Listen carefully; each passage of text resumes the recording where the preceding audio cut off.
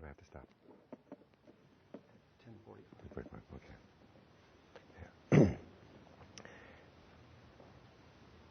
You've probably noticed after meditating, when you try to take your meditation out into society, one of the problems is the culture around you.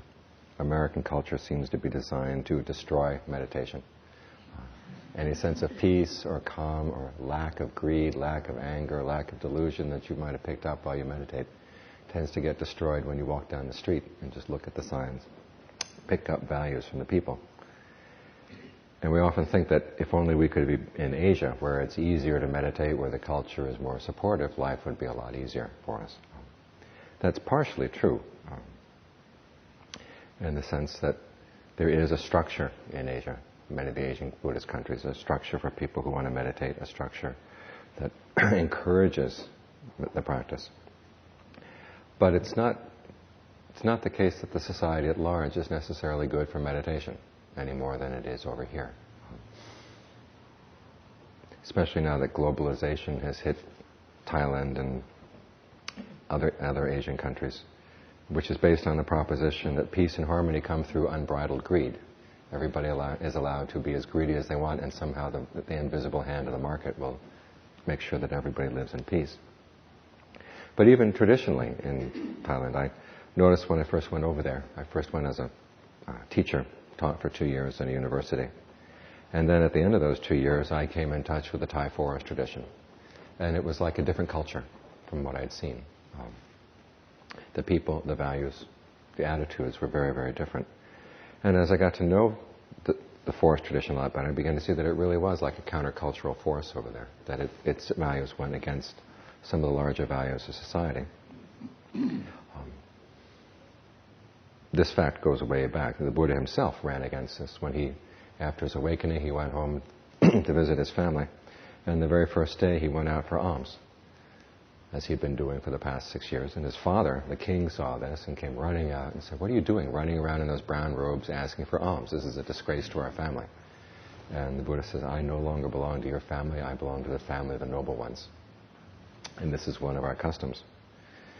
Ajahn Mun, who was the founder of the Thai forest tradition, ran up against similar problems. He went out in the forest and was following what were called the Tudanga, or in Thai they call Tudong practices, which include eating out of your bowl, living in the forest, eating only one meal a day, having only one set of 3 robes.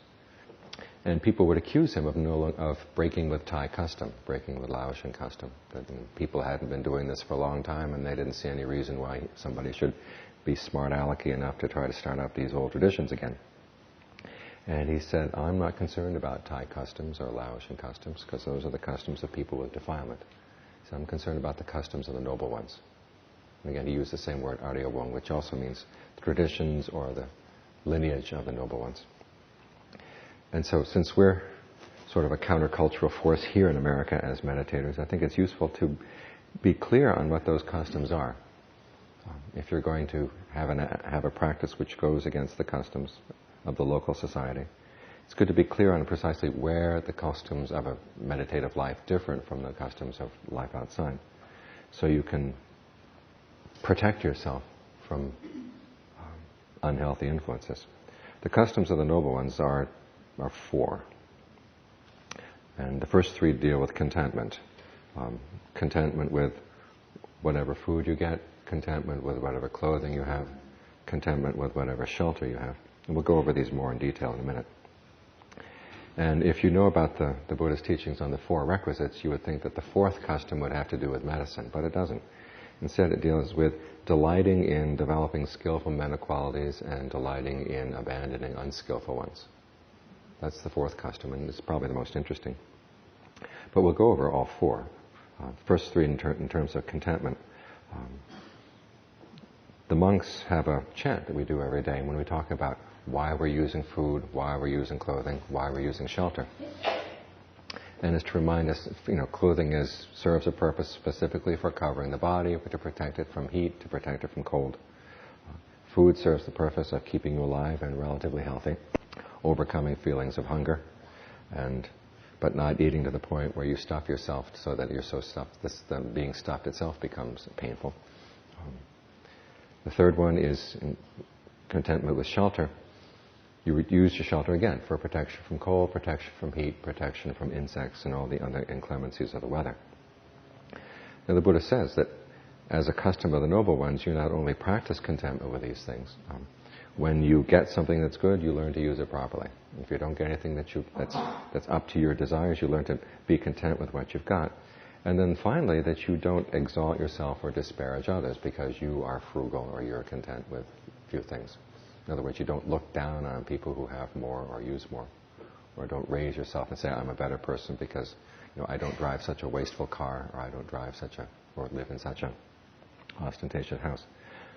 Because the purpose of these things is not to make you better than other people, but it's to cut back on your own defilement. And that's an important point to keep in mind. And it's learning to value this quality of contentment as something that's very important. Recently, the Thai government was worried about what was happening to the economy. And so an official directive went out to monks, don't talk about contentment as a teaching. It's going to be bad for the economy. And if you remind yourself continually about the value of contentment and how important it is, that you make you leave a smaller footprint when you go, and you're not as much of a weight on the world. It makes it easier to go down to the shopping mall and get only what you need and to come back without buyer's remorse from having picked up too much. You realize, okay, I don't need that, I don't need this, I don't need that. Learn to resist the messages that tell you that you do need these things that you never even heard of before. You've been able to live all this time without all this stuff. You can certainly survive much longer without it. Contentment, however, does not mean that you don't look after what you got. In fact, it means that you do. There's lots of rules for the monks, in particular about taking care of your robes. When the robe gets torn, don't throw it out and get a new one. You learn how to patch it. And there's lots of instructions on how to patch your robes, how to look after your dwellings as well. There's a famous story in Thailand of a monk who was staying with Ajahn Chah during the rain season. And at one point a storm came through and blew off half the roof of his hut. And so a few days later, Ajahn Chah was walking around the monastery and he saw the monk staying in this hut with half a roof. And asked him, what are you doing? Why aren't you fixing your roof? And the monk said, well, I'm practicing equanimity. I'm practicing contentment. And Ajahn Chah said, well, that's the equanimity of a water buffalo. Go fix your roof.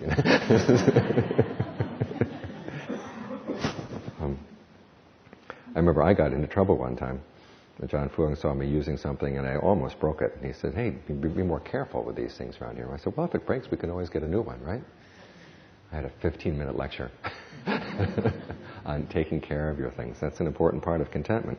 The longer you take care of this, the longer you won't have to worry about buying a new one to replace it.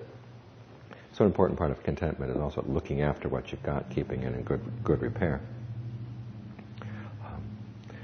The fourth quality, delighting in abandoning unskillful qualities and delighting in developing skillful ones. This really goes against the grain. We tend to delight in indulging in our greed, to indulge in our anger, and indulge in our delusion. As for the idea of building up healthy qualities, wholesome qualities in the mind tends to resist. And the important thing here is to learn to view this process of meditation as a skill in which you're attaining more and more proficiency. And that way it makes it fun to do these things. If you can think of the idea of abandoning unskillful qualities captures your imagination, you can make a game out of it. You can see times when you would ordinarily give rise to greed and figure out ways not to give in to the greed. And it becomes more and more of a skill that you master. And with the mastery of this skill, there comes a real pleasure. I was talking yesterday about how people tend to approach meditation in one of two extreme ways. One is to view meditation through the power that if you have affirmations, if you can affirm things, you will get what you want. It's just simply through the act of will that this will change reality for you.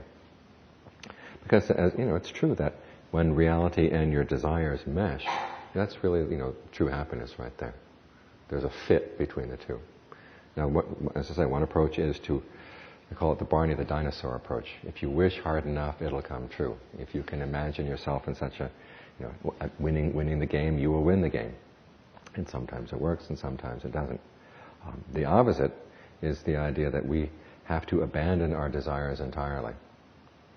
That the process of meditation is to totally undercut desire And many times this is associated with the conditioning that we've picked up from society. If we can undo our conditioning and get back to our pure nature so that instead of doing we can just simply be, then there will be true happiness. The Buddha never taught this way. He taught more down the middle, which is there are some areas of reality that you can manipulate and some that you can't. And skill lies in discovering which areas you can manipulate for good purposes and which ones you can't. That comes with time. Requires that you look at a situation, experiment with some approach to see what will work, and if it doesn't work, you learn from your mistake. If it does work, then you've learned something positive as well. And over time, you build up skills in how you approach things. In particular, the Buddhist skill is that by developing skillful qualities in the mind, eventually you open up to a happiness which is beyond conditioning. Now, the skillful qualities he points to are things like mindfulness, alertness. I'll go down the list in a minute, but just mindfulness and alertness, you look at them, what are they? Mindfulness is the ability to keep something in mind, which is pretty basic. Alertness is the ability to notice what's going on around you. Again, these are extremely basic qualities, and if you simply look at them as they are in an undeveloped state, there doesn't seem to be much potential for what they can do for the mind. But the Buddha said if you develop these things to a heightened degree, they can take you places where you wouldn't ordinarily imagine.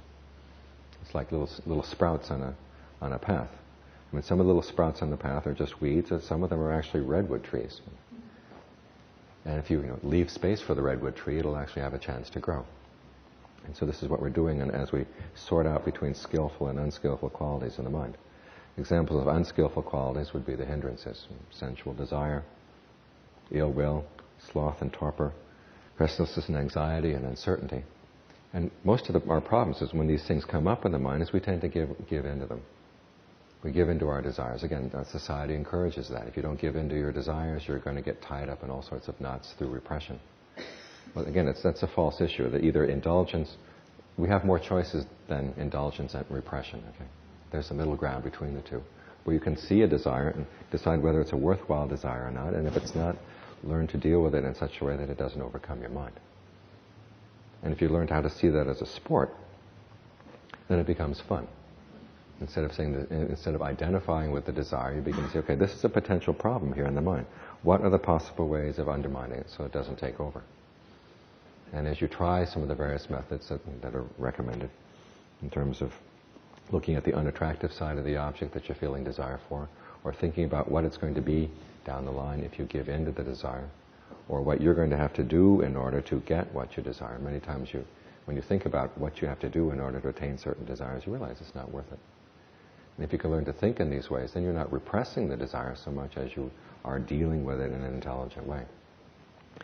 And as you do this more and more with practice, you begin to get a sense of almost what technical proficiency. You see the desire come up. I say, I know you. I can deal with you.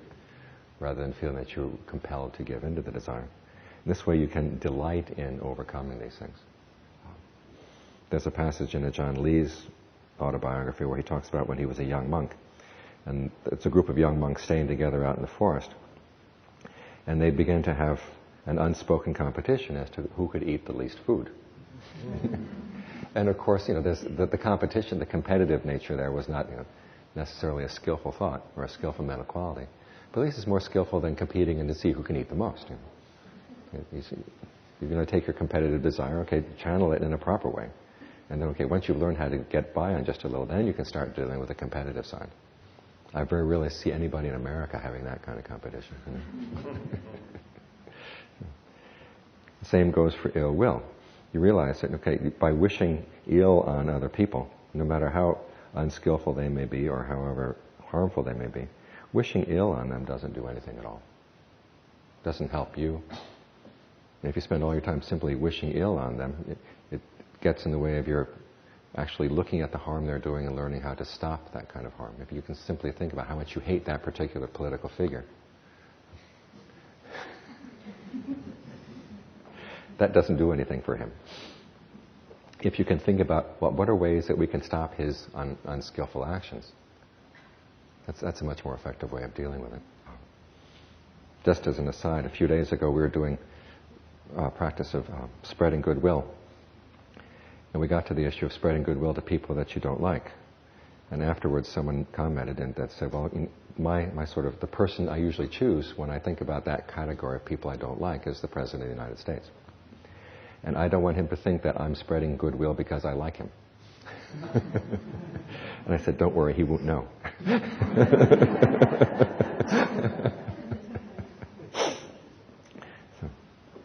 Sloth and torpor. This is another one where we tend to give in. As soon as there's any sign of sleepiness, you're sitting there meditating and you start getting drowsy and say, oh, that's a sign I've got to stop. And you just give right in. And try to make it a sport to see, well, what can you do not to give in to the sloth and torpor? Because many times it's not actually that the body needs a rest, it's more that the mind is bored and it's looking for some excuse to stop. And so it can create the symptoms of being sleepy. So do what you can to counteract them. Some of the methods are to, if you've ever memorized any chant or any poetry or something, try to call what you've memorized back to mind. If that doesn't work, you can change the object of your meditation. If you're focusing on a really refined breath sensation, you can change it to a heavier one. Or you can change to another topic of meditation. There are plenty of topics you can think about. You can get up and walk around. Ajahn Chah had a method of walking backwards. And he said that would usually wake you up for fear of running into something. And I mentioned yesterday that some people sometimes will recommend sitting on a cliff face or something that's a sharp drop-off when you're sleeping. And I would not recommend that one personally. The consequences are too dire if you do actually fall asleep. Because sometimes, when you're feeling slothful and drowsy, you really do need to sleep. The Buddha said in his recommendations for overcoming drowsiness, that if you see that you try these various methods to wake yourself up, and if you can't wake yourself up, it's a sign the body really needs some rest. So, go lie down. But he says, but as you lie down, have the thought in your mind that as soon as you wake up, you're going to get up. So that you don't just wake up and turn over and go back to sleep again. You're not giving in to the drowsiness. And again, if you can see this as a skill that you can develop, as something that's fun to have in your repertoire of skills, you find it's useful not only to keep yourself awake during the meditation, but at other times when you really need to be awake, when you're driving down the road, you need to be awake, you have this ability to draw on. In this way you can learn how to undercut these unskillful qualities. Similar teachings for overcoming restlessness and anxiety.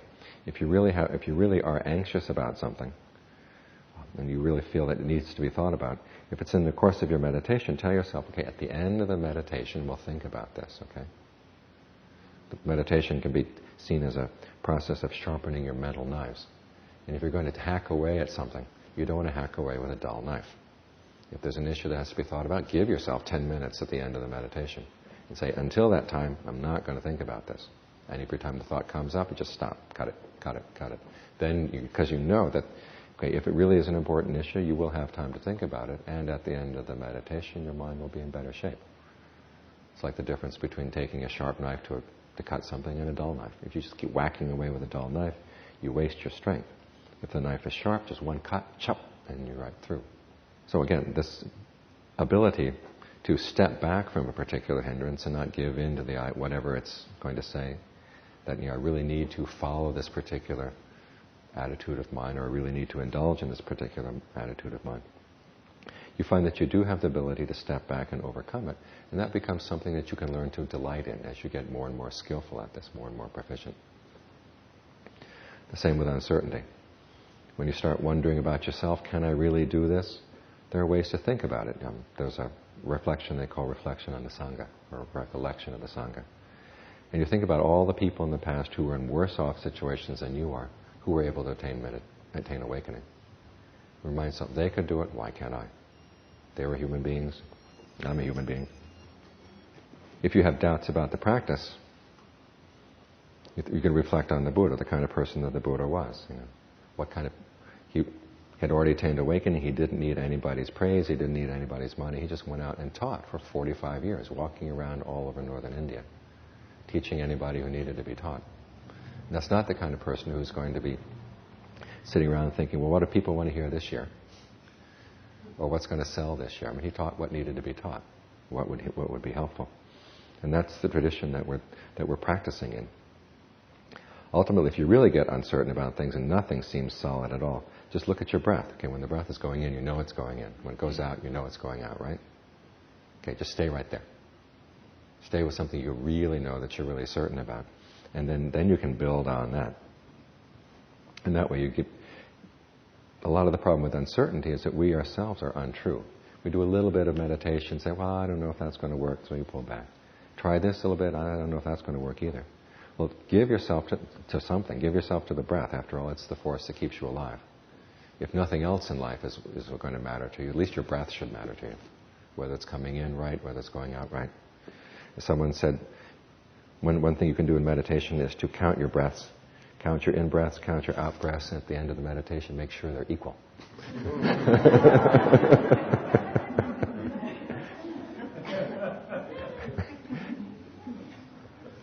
But the point is that you give yourself something solid that you can really focus on.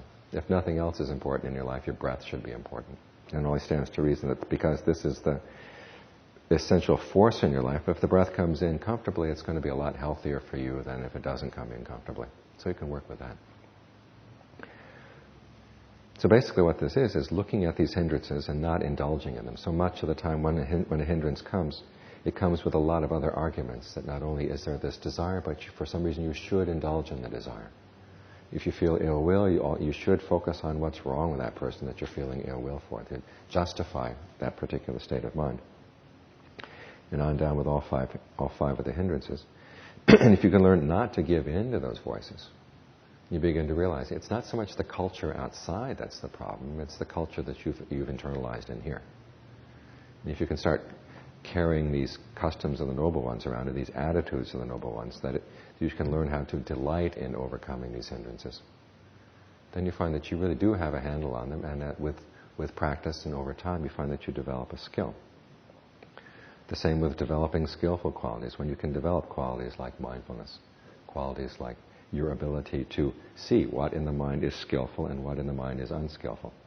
The Buddha once said that he got on the correct path to practice when he simply sat back and decided to divide his thinking into two types, skillful and unskillful, based on what the thoughts would lead to. All too often when a thought comes into the mind, we just simply ride with it. It's like a car that comes up and says, hey, you want to go? And we jump in and we don't ask where they're going. Now, if you lived your life like that, you don't know where you'd end up. And so why do you let your mind run this way? When a thought comes up, ask it, where are you going?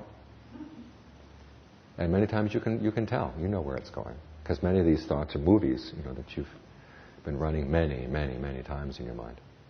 And you say, I know where this goes. Do I want to go there? Not really. Okay, just let it go. As for skillful thoughts, sometimes you see that a particular line of thought will take you someplace you want to go. Okay, it's okay to go there. So what the Buddha did was he stepped back, and instead of getting into the world of each thought, was just watching, where did these thoughts go?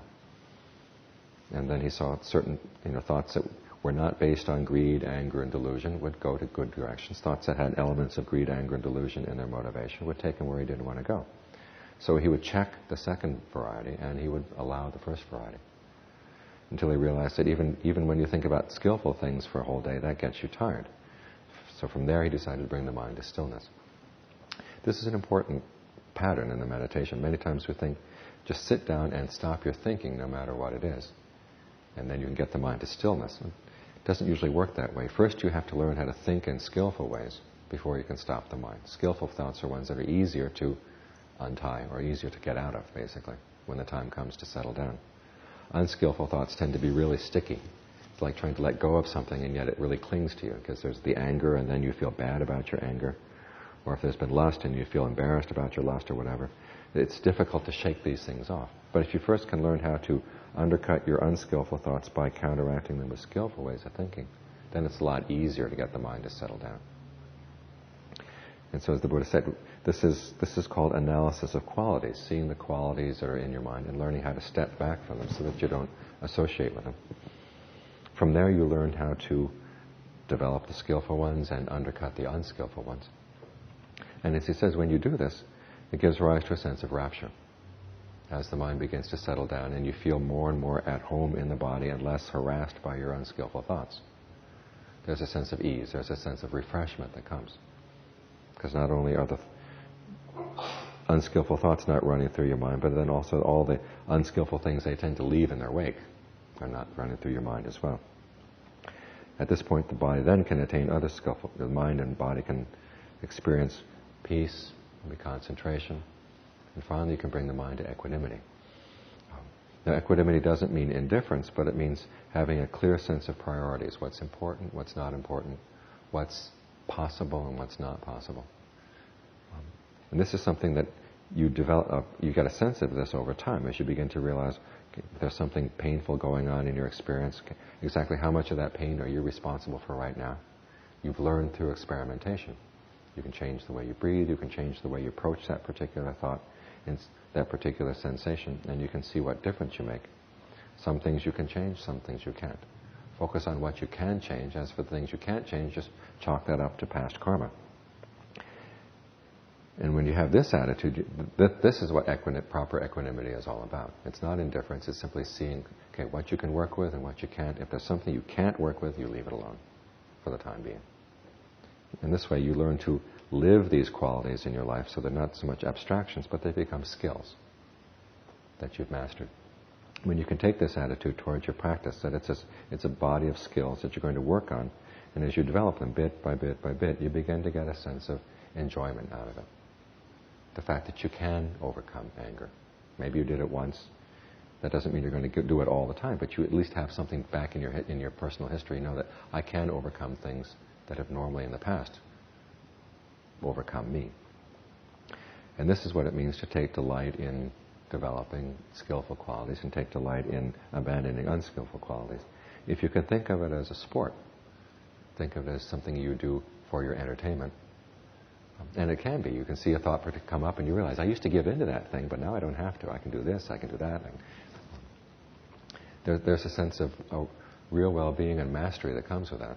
And that's the kind of delight that the Buddha is talking about, that you are more in control of your mind. You're not so much a passive victim of outside forces or of inside forces. And this way, when you can internalize these attitudes, so that when you go down to the store and you can delight in not buying, or you can see an angry headline and delight in not getting angry along with it, instead of saying, okay, what's the skillful thing to do here? That's when you're beginning to embody what they call the customs of the noble ones. And that way, when you have that set of attitudes and you're very clear about them, then when you see what's coming in from the outside, you can be very clear about, okay, what you want, what influences you want to let in the door and what influences you don't want to let into the door. And that way you can create a space where your meditation can thrive in your practice. So those are some of my thoughts on the matter. We've got 15 minutes. Are there any questions? Yes? I have a question about the practice and having thoughts, unwholesome thoughts, or runaway thoughts. In other traditions, there's also the thing of just being with a thought, and just being with that, and being aware of it, and then letting it go. Another unwholesome, or whatever it is, thought comes, just be with that, and let it go. You don't have to act. Well, that's one approach. Just watching things come and go. The Buddha said there are basically two approaches to dealing with unskillful things in the mind. One is the passive one, where you just watch. And the other is the more active one, where you actually actively counteract it. And he says, sometimes the passive approach works, and sometimes the active approach works. He doesn't tell you when. But that's for you to discover in your practice. Because if you have only one tool in your meditation box, it's like having only a hammer and you're trying to build a house. A board needs to be sawed, and you take a hammer. A chisel needs to be, something needs to be chiseled, and you take a hammer. It's not that effective. So it's good as a meditator to have a whole array. With distracting thoughts, he said the first thing to do is, if an unwholesome or an unskillful thought comes up, counteract it with a more skillful one. First approach. Like if you see anger coming up, we often hear that goodwill or loving kindness is the antidote to anger. It's not always the case, because it's really hard to stir up goodwill a lot of times, right in the thick of things, when someone is doing something really bad or really evil. Actually, the Buddha more often recommended having a sense of equanimity and reflecting on the rule of karma. Okay, these people are going to reap the results of their actions. I'm going to reap the results of my actions. What's the appropriate thing to do right now? Another way that he has you deal with anger is to remind yourself that if you really give in to your anger, you often do precisely the thing that your enemy would like to see happen to you. Many times you end up destroying friendships, you end up destroying your peace of mind. You don't look good when you're angry. You can end up destroying some of your property. You do things that are ultimately for your own worst interest under the force of anger. And so the Buddha actually has you reflect on that first. Okay, then you begin to realize, okay, I better not give in to this anger. Then you can start thinking thoughts of goodwill. And again, the goodwill has to start here. So this is an example of taking a skillful thought to counteract an unskillful one. Now sometimes that works, sometimes it doesn't. If it doesn't work, then he says the next one is to actually think about the drawbacks of the anger, or the drawbacks of the lust, or the drawbacks of the fear. So you see that I really don't want to go there. Third one is to just ignore it. Now ignoring doesn't mean you pretend it's not there. You know it's there, but you don't focus your attention on it. You've probably seen this sometimes in your meditation. There's just a lot of chatter that goes on in your mind. And if you get involved in the chatter, it's like the old story of the monkey and the tar trap. The monkey goes up and he sees a blob of tar. He touches it with his hand gets stuck. So he tries to pull it away with the other hand gets stuck. Puts his feet to push them away. The feet get stuck. Bites it because he's angry.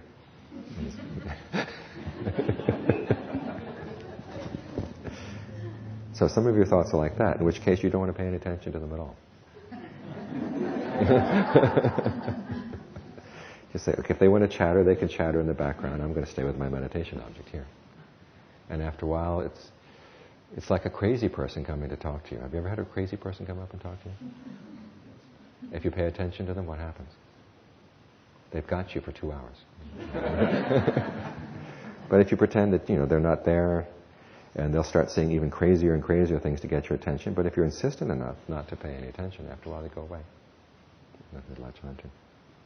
A fourth approach is to notice that when there's an unskillful thought in the mind, there's also a pattern of tension in the body, and it's easier not to think the thought than it is to think. So find that pattern of tension in the body, allow that to relax. And then the fifth one, they say, is kind of, if we compare all these to different tools in your toolbox, the fifth one is a sledgehammer. Just grit your teeth, press your tongue against the roof of your mouth and say, I will not think that thought. And that's kind of battering it out. And it's not the most skillful way in it, but at least as long as your willpower holds up, you can get that thought out of your mind. So these are 5 different active ways of counteracting unskillful thoughts. But there also is the time when all you have to do is just watch the thought. It comes and it goes, and that's it.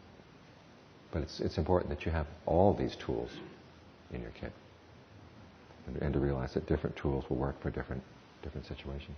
Is there anything else? Yes. You talked about defilement. Does that always arise from karma? Past, thoughts that just spring up into the mind unbidden, that's past karma. What you do about these things, that's present karma. So if, if anger comes up and you say, hey, yeah, let's go. Okay, now it becomes your present karma. But if you say, no, I don't want to go there, okay, then you're creating skillful karma in the present moment. Our problem is basically that we tend to deal unskillfully with unskillful thoughts. Either anger comes up and we go with it full 100%, or we hate it and we try to deny it. That doesn't do anything. You have to step back a bit and say, okay, what's going to work here? And then you try various approaches and see what works. But it's important when you're looking at your mind to realize that some of the things in your mind are from past karma and some of the things are from present karma. Present karma is the intention. So you can't do much about past karma at all, but you can be clear about what your present intention is, and you can make a difference there. Yes? You talked about the society versus clothing for protection. Mm-hmm. How do you communicate that to Child. I guess her whole purpose of the dressing is to show off, yes. show off or compare to her ears. Mm-hmm. Sometimes that's where you have to practice equanimity.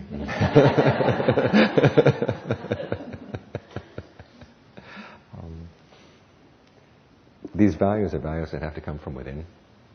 If the parents embody the values, there'll be a period, of course, when the children try to rebel against the values. But if they've grown up with them, their rebellion doesn't last long.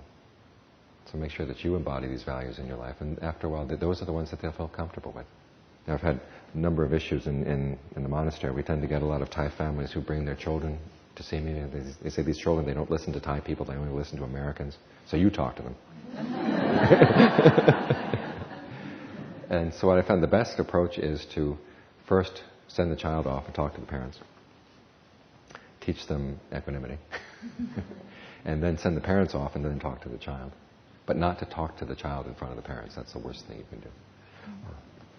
But often it's just that, there's a lack of understanding, communication, and of course there's the old issue of the children wanting to establish their boundaries. So there'll be a short period when they're doing that. But after a while, that only lasts so long. So it's important, the qualities that you've been embodying in your clothing, food, shelter. That's ultimately what they'll feel most comfortable with over the long term. But if she asks for $100 to buy a pair of shoes, it's no. Yes? How do you develop that gap between thought and reaction, like a knee-jerk reaction when there's anger? How do you develop that skill so you don't just react and have that space to say, wait a minute, I don't want to go there?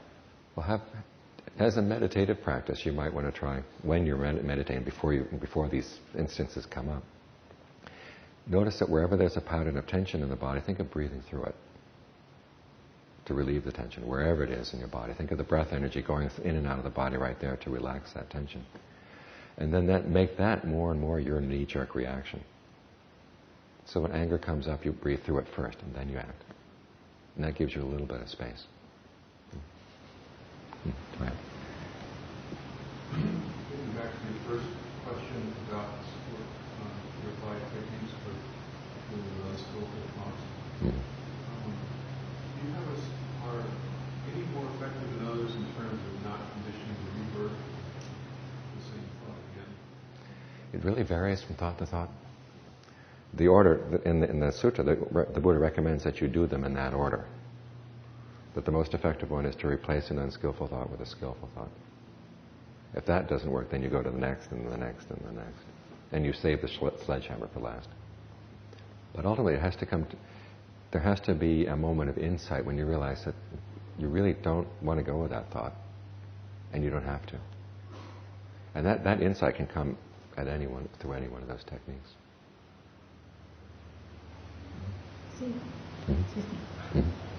So it is almost you're setting up the conditions to achieve the insight. Mm-hmm. That's what you're doing. Right. Mm-hmm. And because the anger is going to be there, and unless you fully embrace it, understand it, it will tend to come back. Mm-hmm. Is that in that situation? Yeah, I wouldn't use the word embrace.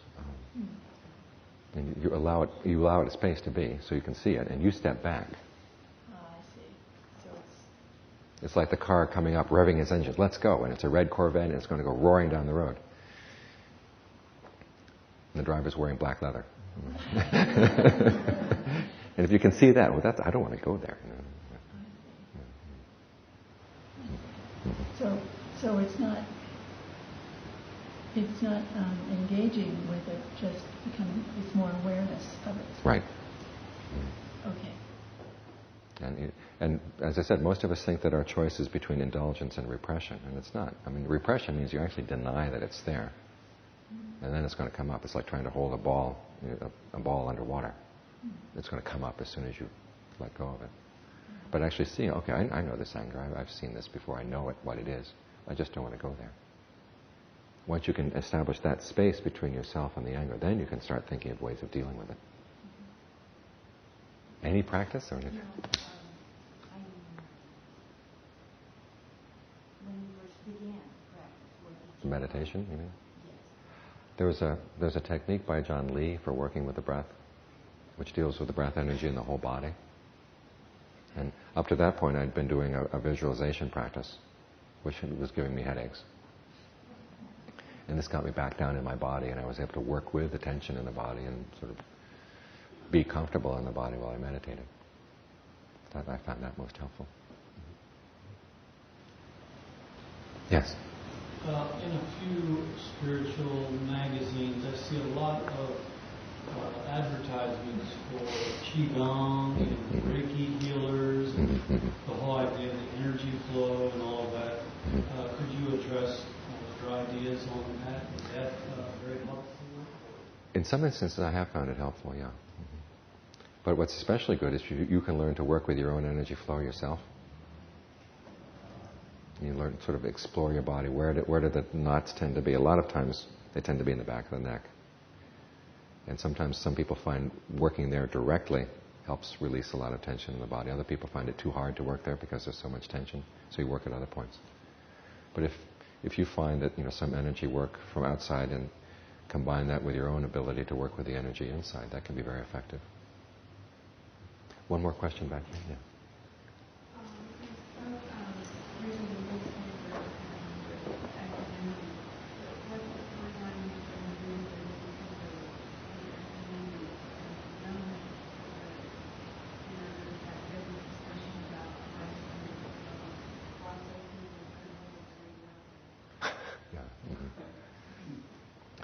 It means looking at it and saying, okay, is there something I can do about this?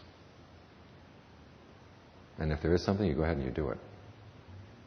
It doesn't mean reading it with indifference, but just sort of filtering out, okay, what can I change and what can I not change?